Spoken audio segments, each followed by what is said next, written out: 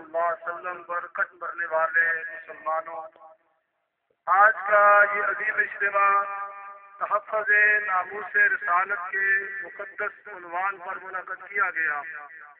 پاکستان میں 295 کا ایک قانون 1990 میں منظور کیا گیا، جسے تبدیل کرنے کی آج کوشش کی جا رہی ہے۔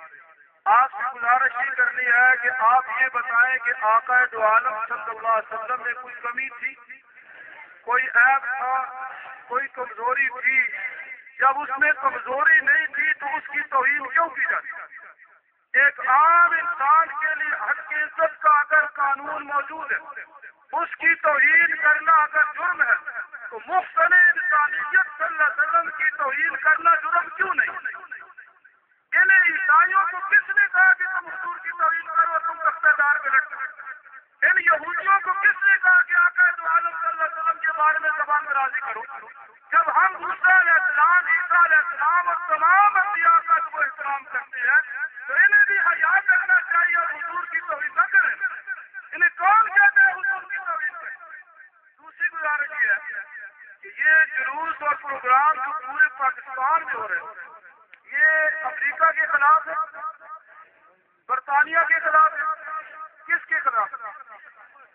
تو یہ حکومت کس کی ہے؟ زرداری کی نہیں ہے، آپ سب کی ہے، آپ سب کی ہے۔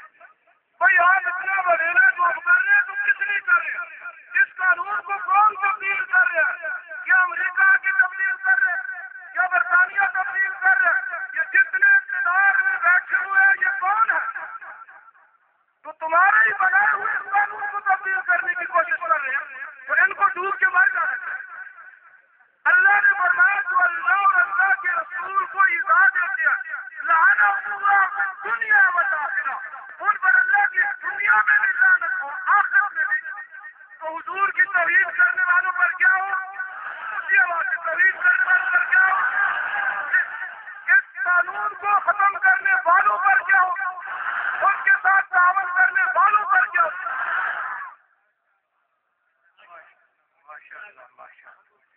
انہیں یہ خبر نہیں کہ ہم وہ سنگے گرائے جو حائل رستے میں ہم عوام کتنی طاقت رکھتی ہے، یہ مصطفیٰ کی زلفوں کے اسیر کتنی طاقت رکھتے ہیں کہ وہ سنگے گرائے جو حائل رستے میں ہٹا کر دم لیں گے۔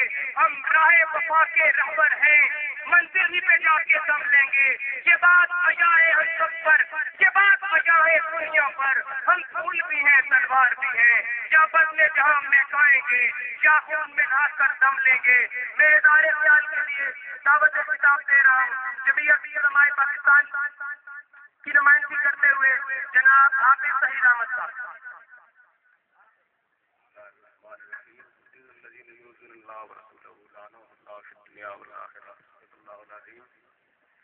اگر کپنج بیزت سلطان ستم روا دارا زنند لشکریان ہزار مرغ نفیس۔ میں تھوڑا زیادہ ٹائم نہیں لینا، مختصر گزارش کرنی ہے۔ تسی برٹش لا سپریم لا جڑا انہوں نے ہے، اگر کسی لائر کو پتہ کرو تو کی لا ہے تو وہ ایک ہی لفظ جواب ایک ہی آتا ہے، عمر لا ہے۔ اور عمر لا چیزیں اگر ایک امام نماز کے وچ سورۃ عبس و اللہ کی تلاوت کرتا ہے اور عمر لا ہی وچ اس کا سر قلم کر دیتا رہتا ہے۔ قرآن کریم کی تلاوت کرنے والا بندہ نماز کے وچ اس کا سر قلم کر دیتا رہتا ہے۔ حضرت ماشاءاللہ خوبصورت خطاب فرمایا، بڑا ہی بہتر الحمدللہ کہ اگر اسی کسی پیغمبر آنے خدا کی توہین تصور بھی نہیں کر سکتے، اسی انہوں کو بھی مطالبہ کرنا ہے کہ تم کہ ساڈے واسطے اس رستے میں آسانہ پاؤ گے، اسی اس سے مجبور ہو جا۔ قرآن کریم اس کا اللہ کریم فرمایا کہ بادل خداواں گالیاں نہ کٹو کیونکہ وہ تھوڑے واپس جواب سچے خداواں گالیاں کٹ سر۔ میری یہ گزارش ہے واخر دعوانا ماشاءاللہ۔ مولا کو سلام اس آقا پر، پتلا کو جس نے توڑ دیے، دنیا کو کیا کیا نہ دیا اس آقا نے، دستور دیا، منشور دیا، کچھ راہیں دی، کچھ موڑ دیے۔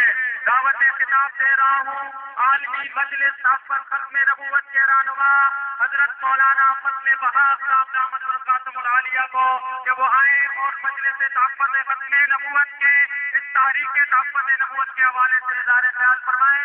مولانا فضل بہاء صاحب۔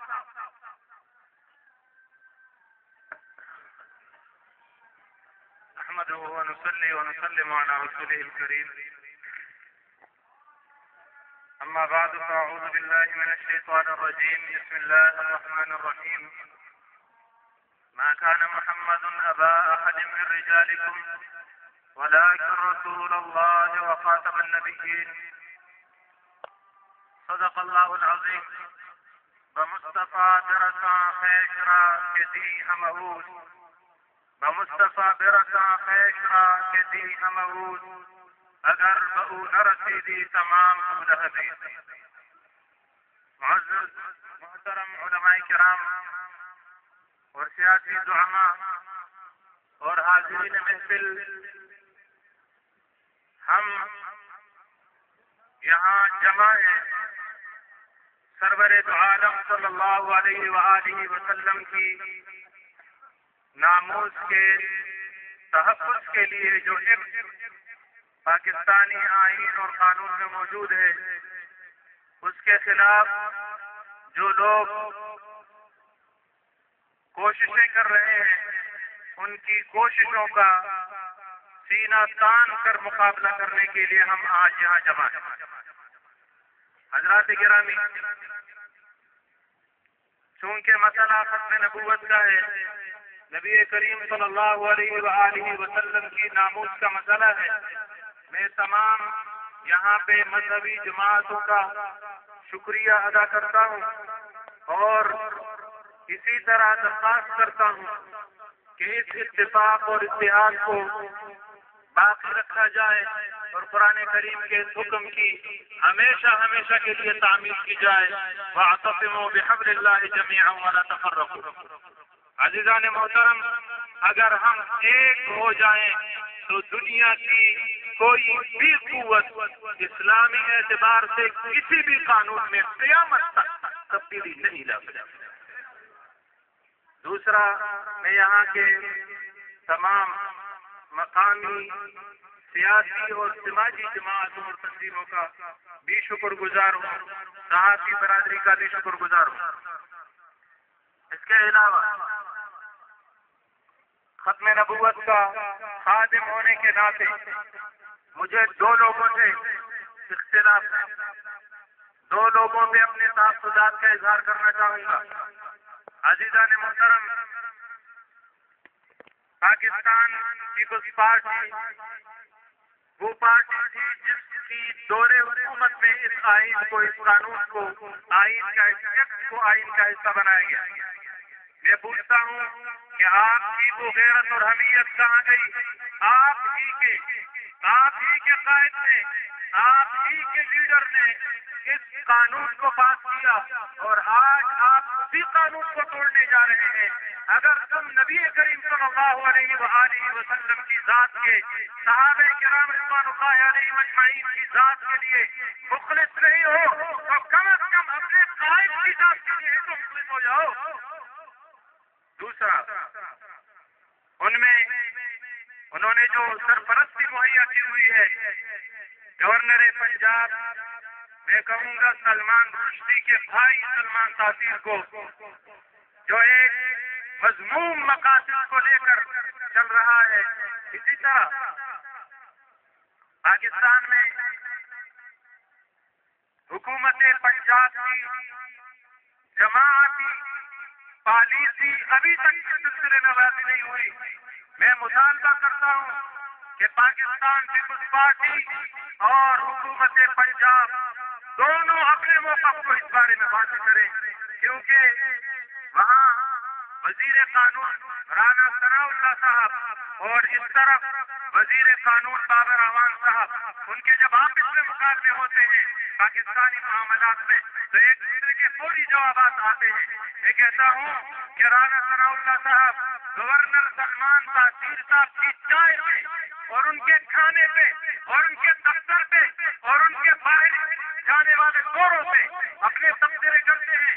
کیا وجہ ہے کہ وہ ناموس رسالت صلی اللہ علیہ وآلہ وسلم کے مسئلہ پر اس آدمی نے اس عورت کو شہری دی، اسے گھر میں بلایا، اس کے ساتھ پریس کانفرنس کی، اسے دعوت دلائی اور اس کے پیچھے جا کے کھڑا ہو گیا اور صدر پاکستان سے سلمان تاثیر نے مطالبہ کیا کہ اس عورت کو پناہ دی جائے اور اس کی اس خطا کو معاف کیا جائے۔ میں کہتا ہوں رانا ثناء اللہ صاحب نے اس بڑے مسئلے پہ کیوں وضاحت نہیں کی؟ اور آخر میں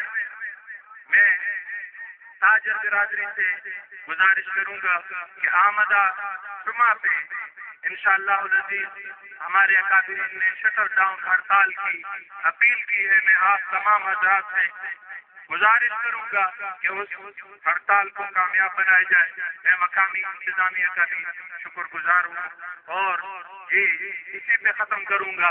یہ بات آیا ہے دنیا پر، ہم پھول بھی ہیں تلوار بھی ہیں۔ یہ بات آیا ہے دنیا پر، ہم پھول بھی ہیں تلوار بھی ہیں۔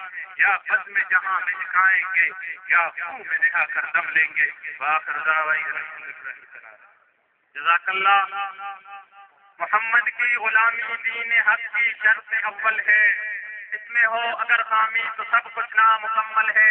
دعوت خطاب دے رہا ہوں علاقہ جس کی معروف مذہبی شخصیت حضرت مولانا محمود الحسن توحیدی صاحب کو۔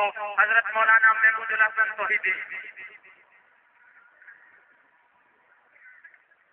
نحمد و نصلی علی رسولہ الکریم، اما بعد، میرے علماء کرام، سیاسی زعما، آج یہ ٹھاٹھے مارتا ہوا سمندر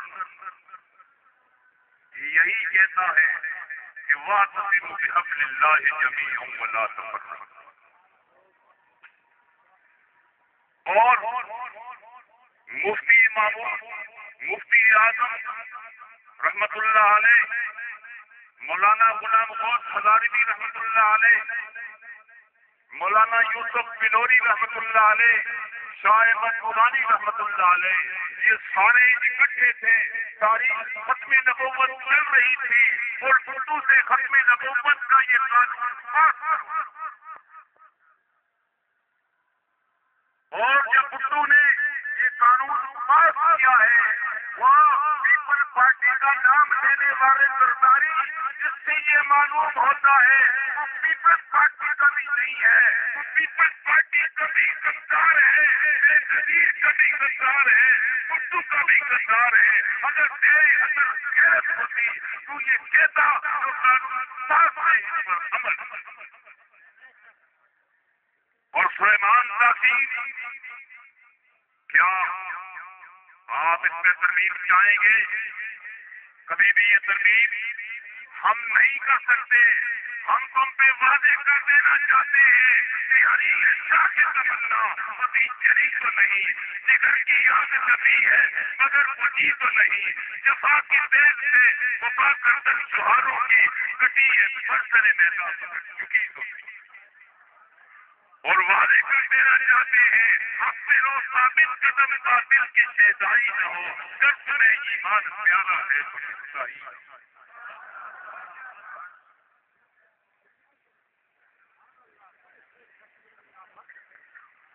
سامعین کرام، یہ جوان، یہ بوڑھے، یہ بچے اور یہ جم فقیر، سنو لوگوں، یہ صدیق عمر کے دیوانے ہیں، یہ ابو بکر و عمر کے دیوانے ہیں، عثمان و علی کے دیوانے ہیں۔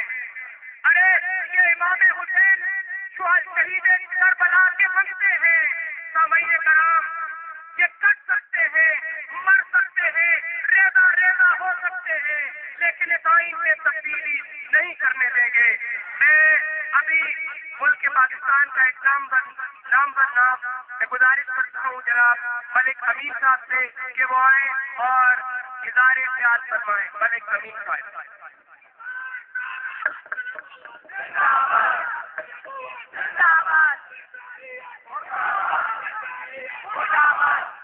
بسم اللہ الرحمن الرحیم۔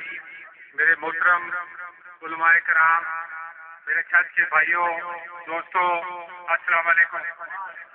آج میں آپ کے سامنے ایک خادم رسول، ایک حب رسول اور ایک عاشق رسول کے حیثیت سے کھڑا ہوا ہوں، اور میں سمجھتا ہوں کہ آج کا یہ جمع غفیر اسی وجہ سے آج یہاں پہ جمع ہوا ہے کہ آج تک اس دھرتی سے حکومت پاکستان تک یہ پیغام پہنچایا جائے کہ اگر انہوں نے اس توہین رسالت ایکٹ کے اندر ترمیم کی جسارت کی تو اور شرائطوں کا تو پتہ نہیں، لیکن گھر کا بچہ اپنی جان دینے کے لیے قربانی دے کر جاتا۔ میرے بھائیوں، آج ہمارا یہ ملک پاکستان ہمیں اپنے دل سے زیادہ عزیز ہے، لیکن یہ وہ ملک ہے جس کی جڑوں کے اندر عاشق رسول حاجی علم شہید نے اپنا خون دیا ہے۔ میرے سے پہلے ایک مقرر علماء عالم صاحب نے یہ بات ذکر کی، میں اس بات کو بڑھا کر یہ بتانا چاہتا ہوں کہ حضرت قائد اعظم ان کے وکیل بنے اور حاجی علم شہید قتل کی کوٹری کے اندر تھا، اور جب انہوں نے کہا کہ میں یہ برطانیہ کے قانون کے تحت میں یہ کیس تمہیں جتوا سکتا ہوں اگر تم صرف یہ کہہ دو کہ میں نے تحت کے اندر اور غصے کے اندر یہ کام کیا تھا، لیکن اس قاضی نے یہ بات کی کہ جناب مجھے تو اس کالی کوٹری کے اندر اپنے حضور پاک صلی اللہ علیہ وسلم کی زیارت نصیب ہو رہی ہے، لیکن منہ سے یہ بات کر سکتا ہوں، میں تختہ کو اپنے لیے قبول کرتا ہوں۔ آج اسی تختہ کی وجہ سے یہ 1929 کا واقعہ ہے، اور وکیل قائد اعظم کو اس لیے چنا گیا تھا کہ یہ وہی قائد اعظم تھے جب یہ برطانیہ پڑھنے گئے تو انہوں نے لنکن جو کہ بہت مشہور یونیورسٹی ہے اس کا اپنے لیے انتخاب کیا، اور انہوں نے اپنی کتاب میں لکھا ہے کہ انتخاب میں نے اس لیے کیا کہ جب میں اس کے گیٹ کے اندر داخل ہوا تو وہاں پر دنیا کے عظیم ترین قانون دانوں کے نام لکھے ہوئے تھے، اور سب سے اوپر نام میرے نبی پاک صلی اللہ علیہ وسلم کا نام۔ اللہ تعالیٰ کو ان کی یہی ادا پسند آئی کہ اس قائد اعظم کے ہاتھوں وہ کیس بھی لڑوایا اور اسی قائد اعظم کے ہاتھوں میں یہ عظیم ملک بھی ادا کیا۔ ایک اور بات میں آپ کے سامنے کرنا چاہتا ہوں کہ 2 مہینے پہلے میرے ساتھ ایوان ڈڈلی ایک برطانیہ